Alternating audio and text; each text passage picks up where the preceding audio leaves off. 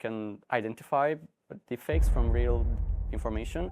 But for the human eye, it's very difficult because these models got to a level that's almost impractical for humans, even trained humans, to reliably identify this.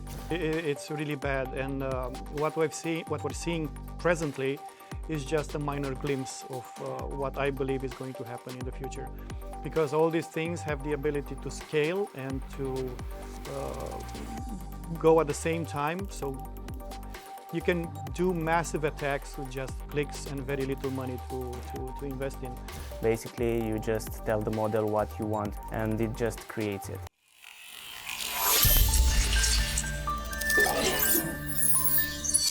All right, welcome to today's episode of Cybercrime from the Frontline. We're in season 3, and it's fantastic to have you here at the Bitdefender studios, where we are going to be talking about something that's still emerging, still developing, but everybody's already noticed, and that is AI deepfakes. Where are they? Who are they targeting? How are they created? And most importantly, are there any practical defenses that we have? Turns out there are. So we're going to cover that today in the Bitdefender studios. Our guests are here, and thank you all three for taking time out of your schedule to come chat about this topic today. And I would like to ask each of you to introduce yourselves and tell us a little bit about your role, especially as it relates to this topic. And so, Stefan, welcome. I'll let you introduce yourself first. Thank you. So my name is Stefan. I'm a machine learning researcher here at Bitdefender at the theoretical research unit. And my main responsibility is to look at deepfakes and understand more about them and figure out how we can detect them better. So yeah, I do this in the audiovisual setups. Yeah, pretty much that's the thing. Well, that is incredible. I mean, just to think that you have the skill set to do that, because most of us are like, how can we tell, right? So this is great to have you on the podcast. Theodore, welcome, and if you'd introduce yourself. Hi, my name is Theodore.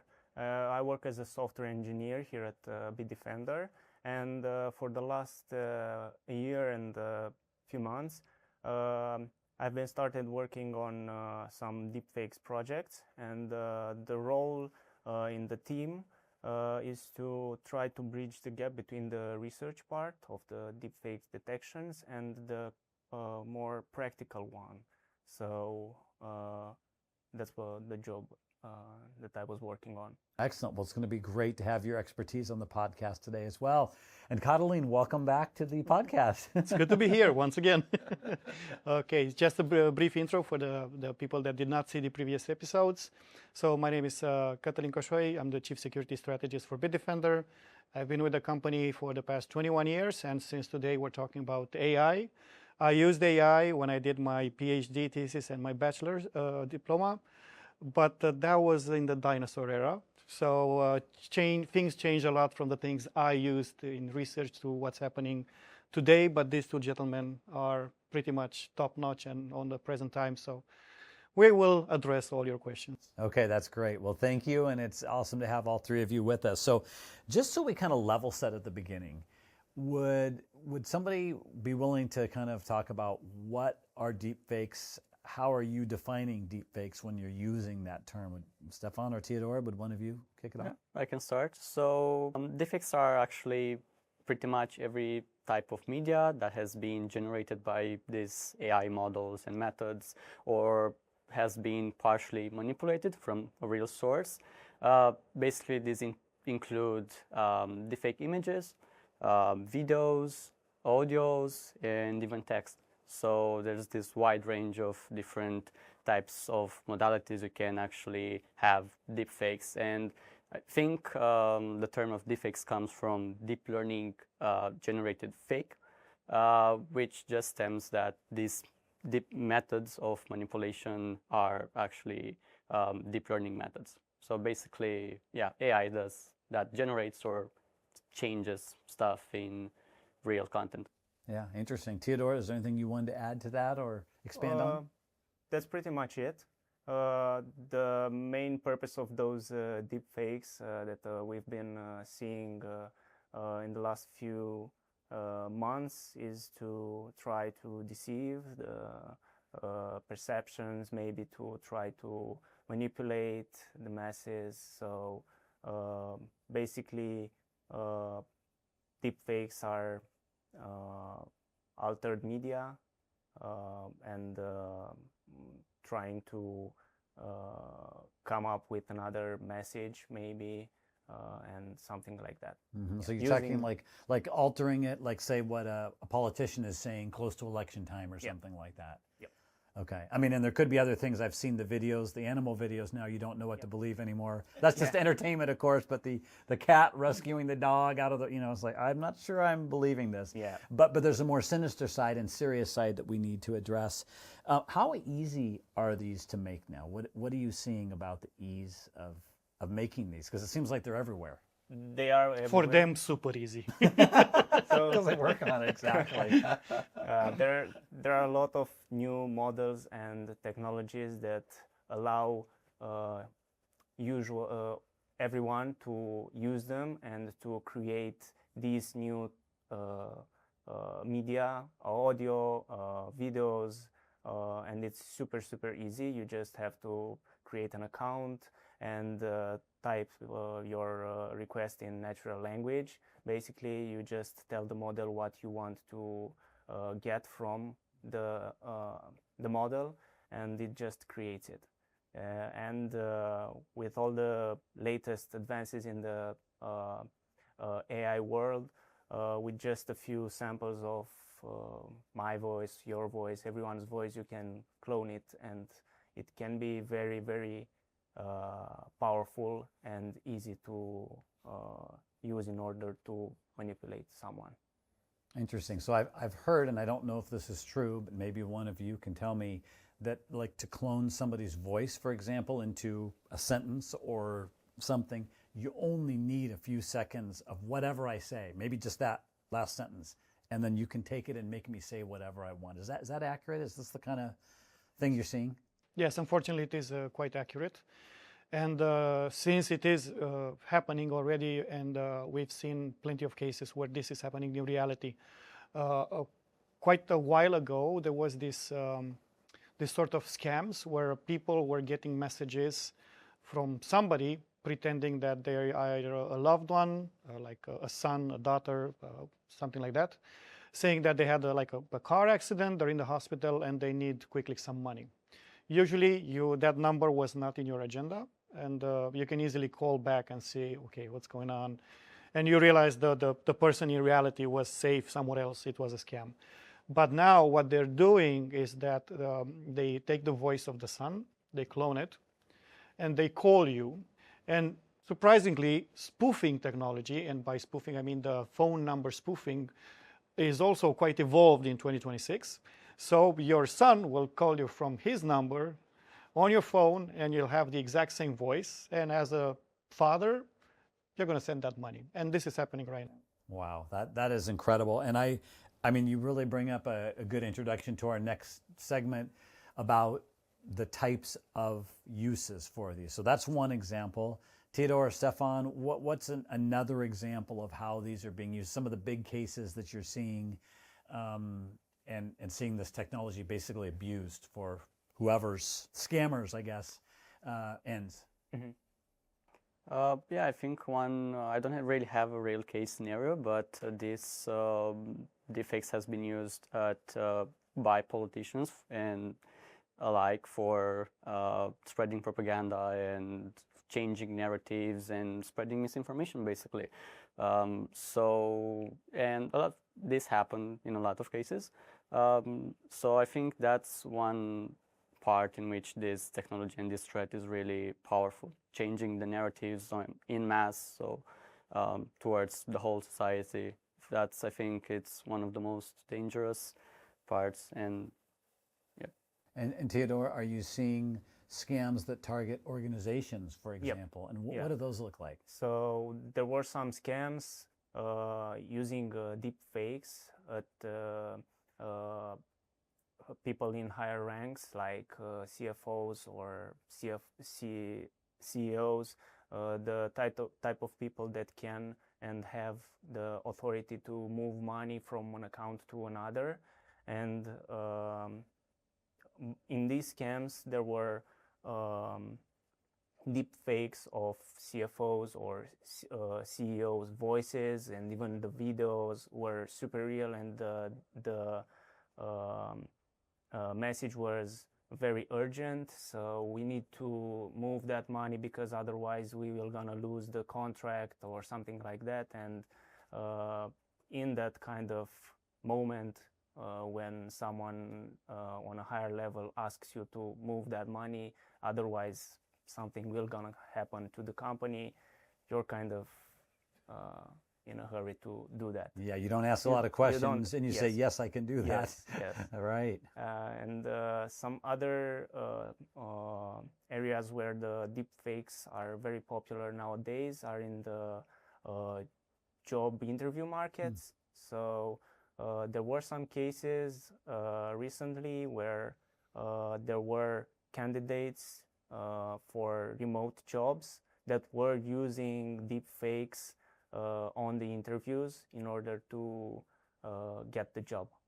So this is another interesting area for the deep fakes and how it can be used. And Katalin, I'm thinking about your experience tracking cyber criminals and the way they evolve.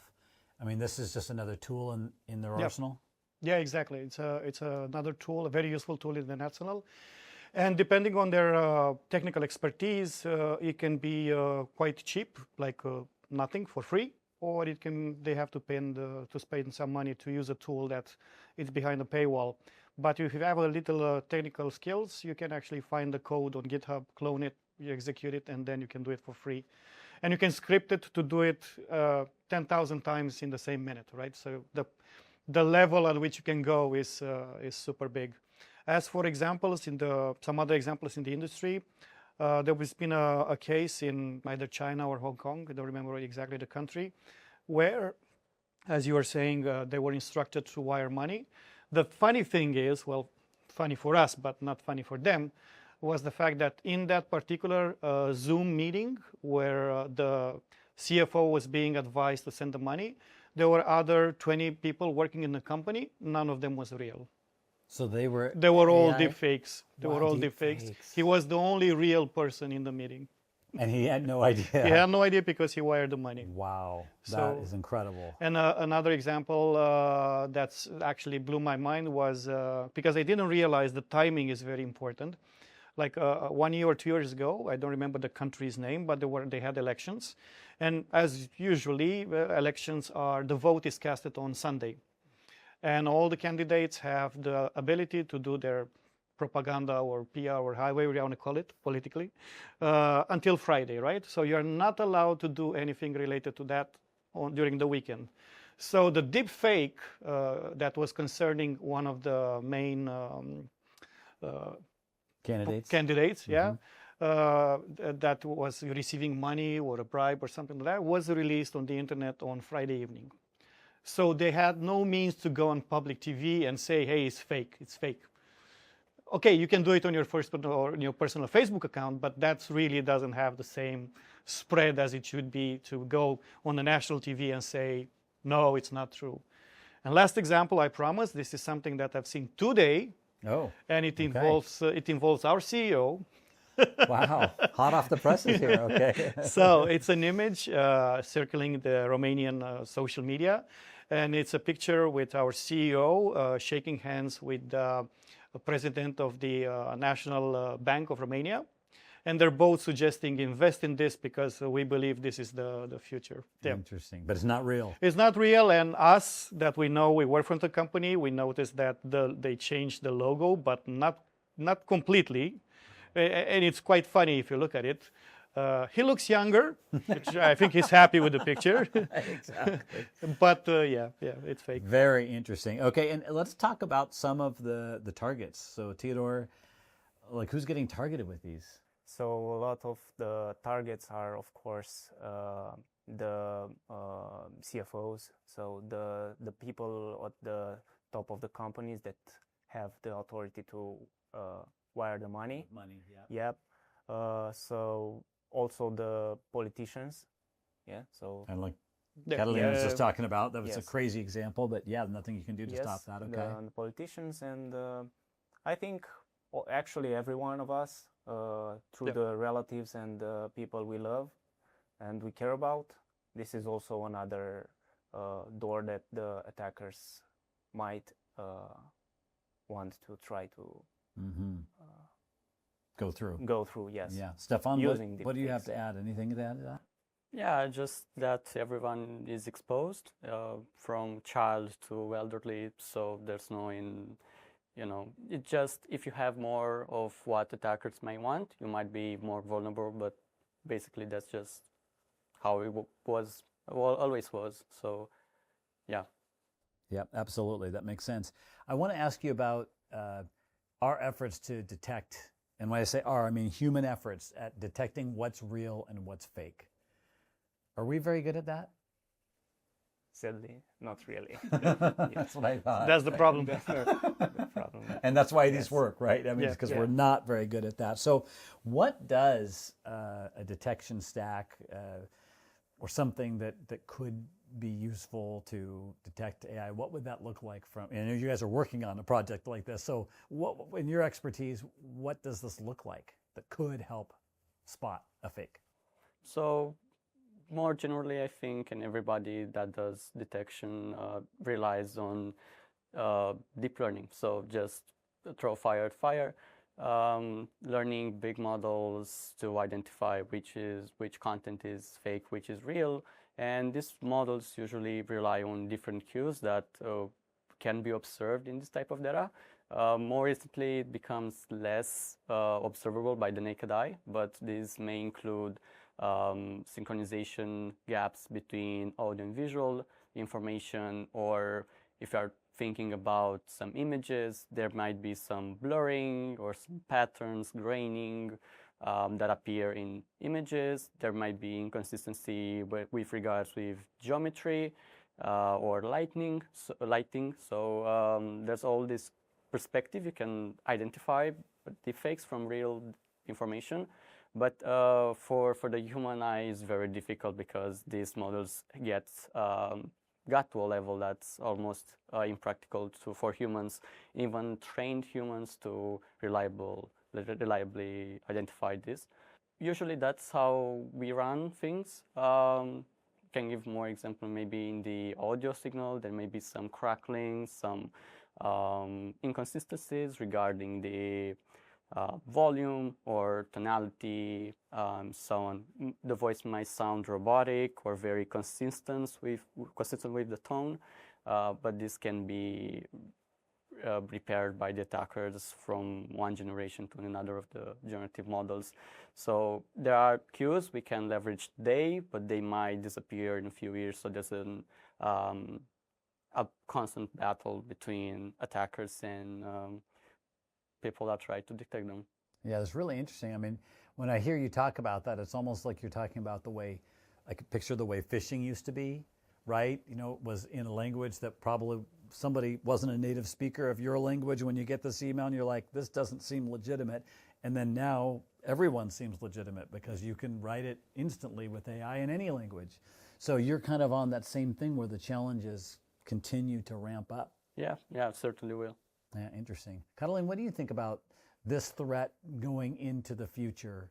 Are you picturing it just? You're not going to go apocalyptic, right? It's not the end of the world, hopefully. I'll try, but no, it's really bad. And what we're seeing presently is just a minor glimpse of what I believe is going to happen in the future, because all these things have the ability to scale and to go at the same time. So you can do massive attacks with just clicks and very little money to invest in. What happened, why we have this huge explosion of AI from what it was when I was doing AI until today, is the fact that the processing power and the RAM and the costs related to that have really allowed the possibility to actually create these large models to train with large quantities of data, which was practically impossible in my day, so to speak, where you really have to optimize every bit and byte so you actually have enough memory to squeeze in all the data. And back then we also had things like, it's called, the technical term is stability plasticity dilemma, which means, okay, how do you learn new things without forgetting what you learned in the past? Now it's just a hardware problem. You just throw more hardware at it and you can learn as much as you want. It's not a problem. You can accumulate. And if you have all these tools together with you, as an attacker, it's pretty easy to do an online course on basic AI, how to use them, what to deploy, and then it's instant profit. And as they were saying, detection is pretty hard for a person. Of course, if you use large market models, those embed in the text or in the image or the audio some signature that there have been AI created. But if you have your own custom model, or you use something open source, or you just tamper a bit, I think you can probably bypass those embeddings. So what's left is that these two gentlemen and other people doing research trying to find new tips and tricks, but I'm not sure this is an arms race we get to win. So this is the purpose of the podcast, educate the people that this is coming. And I don't know, I guess everybody will start doing the digital looking off your shoulder, see exactly Yes. what's going on. The digital version of that, exactly. Well, let's talk about some practical defenses, because I think that's something that all of us could benefit from. And Theodore, do you want to kick us off on that? Well, you have to be skeptical about everything you see and hear. Imagine online dating. Yeah. It's. I think now with the deepfakes, it's the same that was when emails came. So now we are always looking kind of skeptical when we get an email regarding some bank account that was blocked or something like that. We take some time to reflect on, did we make some changes on the bank account the few days ago, or is this even real? The same thing I think applies now with the deepfakes. When we see, especially when we see videos or hear audios of people that we care and we love, we should take some time and analyze if the situation can be real. Mm-hmm. So kind of take that pause. Yeah. And I've heard this said on a previous podcast episode, that's one of the key factors for protecting yourself is take a pause before you do anything. So that's easier said than done when it's your loved one, like Cataline said, and they're calling and they're urgent and they need help. But that's what they'll always do. They'll try to make it urgent, so you don't have to take the pause. And that's how you have to, even though if it's a real case, you might seem unhearty, saying, okay, let me think a bit. Yes. But that's what you have to do. Yeah. Now your son or daughter will say, "Why did you leave me hanging like that?" And you say, "I thought you were a deep fake. I'm sorry. It took me 5 minutes." So, Stefan, what do you think for practical defenses? What are you thinking about? Yeah, I think integrating fact-checking into the whole system of deepfake detection, as these two paradigms are quite intertwined, it's one of the key to actually be able to discern from fakes and real and misinformation. I want to ask you about an engaging game called Spot the Fake. And this is something that I know you two brought up, and I'm wondering what you meant by that and how it might work. This was actually like a game that we can have with the users, and to try to test their ability to see if they can spot the fake, actually. Yeah. So maybe in the social media, when you see some deep fakes, it's kind of easier because you have also the comments, you can go through some profiles, you can do some due diligence. But if you only have the media, the image or the audio, it's kind of tricky. You're very limited. Yes, you're very limited. Okay.